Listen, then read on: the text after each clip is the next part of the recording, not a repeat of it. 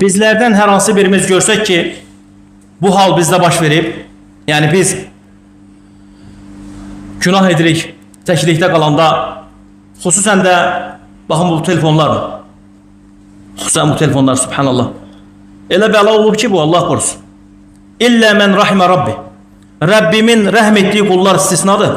Bütün ümmət, bütün insanlar, müsəlmanlar və kafirlər, hamı bu bəlaya düçar olub, Allahu akbar. Çox asandır, mücərrəd olaraq, yəni knopkanı basan kimi bütün günahlar gəlir. Çox asandır, Allahu akbar. Səninlə bu knopka arasında maniçilik nədir? Sən Allahdan qorxmağın. Ələm ya'ləm bi ənəllaha yara.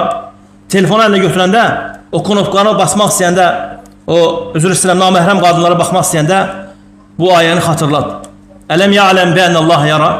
Həsən Basri rahimahullahı dağ eləyən alimlərdən idi.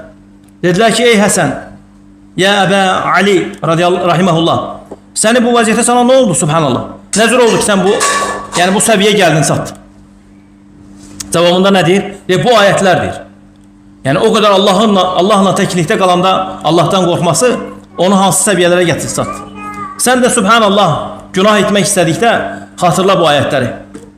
Yəstəxfuna minən-nəs. İnsanlardan çəkinirlər, Allahdan çəkinmirlər. Allah subhanallah səni görür. İnnallaha kana aleykum raqibə. Allah sizin üzərinizdə nəzarətçidir.